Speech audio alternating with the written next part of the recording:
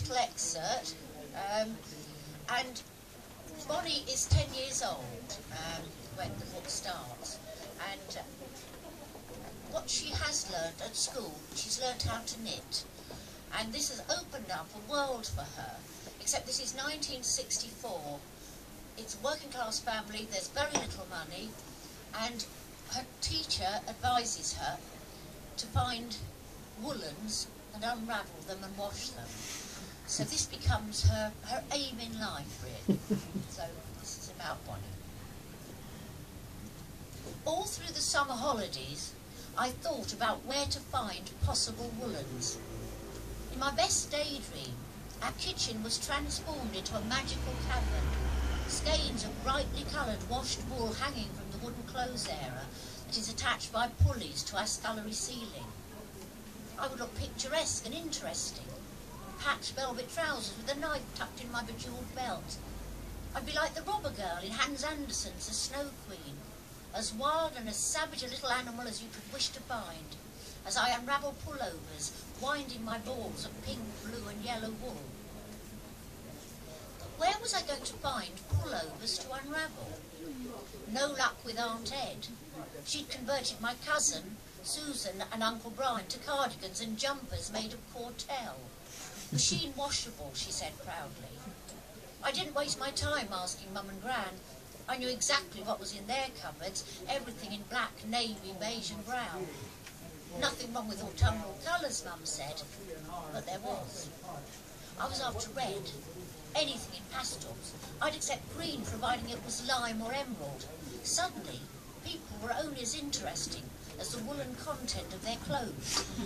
Gran said I was like a hungry cuckoo. Beak open, feed me wool, feed me wool.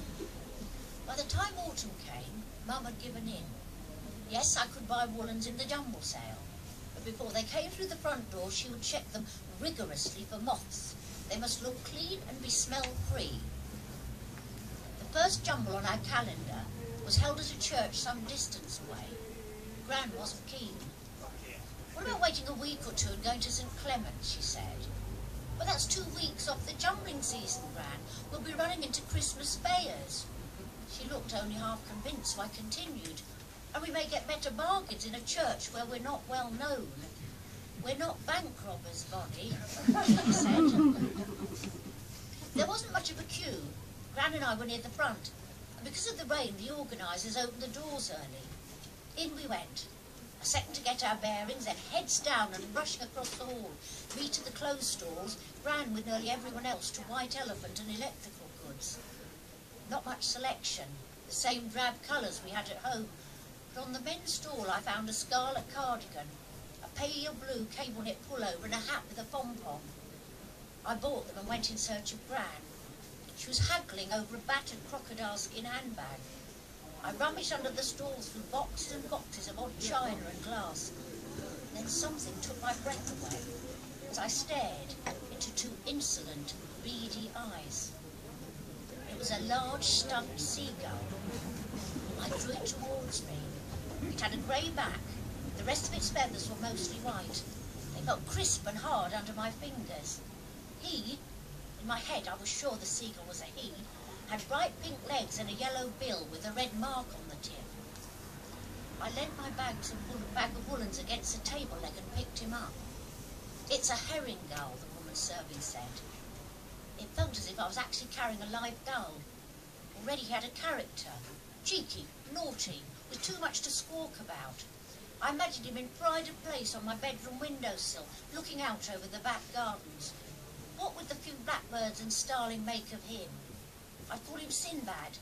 I'd introduce Sinbad to Aunt Ed, and she'd say, what an amusing child Bonnie is. Her cousin Susan would never come up with anything so original. You're not buying that seagull, are you, Gran asked. I'm not sure your mum will allow it through the door. How much, I asked the woman. 6pence, she said. 6pence for a tatty old seagull? That's outrageous, Gran roared. 3pence then? 3pence, I said, fair enough. Oh, said Gran, Madam's got money to throw away, has she? Don't forget you all, and she marched towards the church door. I'm calling him Sinbad, Gran, I said as we walked along together. Call him what you like, your mother won't be pleased. Come on, there's the bus, run. We trundled up to the top deck. I bagged the window seat and positioned Sinbad so he could look out. Gran put on her reading glasses to inspect the china she'd bought, turning the pieces upside down to read the maker's mark. Meakin, not bad. Windsor, coronet, cheap but definitely cheerful. My pièce de resistance is this little Wedgwood dish for my hairnets. We were travelling past Cox's Bakery on Coventry Road, where had we been on foot and unencumbered, we might have bought a bag of doughnuts, when Gran let out a loud, frightened squeal. It was a sound I'd never heard her make before, which startled me, and also, even more dramatically, made my blood run truly cold. What's the matter, Gran? His back, she said, like a ventriloquist whose lips tightly pressed together. Look at his back. I stared hard at the back of the man seated 2 rows in front of us. You fool, she said, you're bloody seagull. Rearing up between the gull's grey feathers was a thin white worm. I insisted afterwards, and for once Gran didn't disagree, that it had a nasty pink nose. The worm raised itself at least 2 inches above the gull's back and twisted round to look at us. Dad later said that worms couldn't possibly look round, and they definitely didn't have pink noses. This one definitely could and did. The worm looked from Gran to me. We pressed ourselves against the bus seat as if it were a cobra about to strike.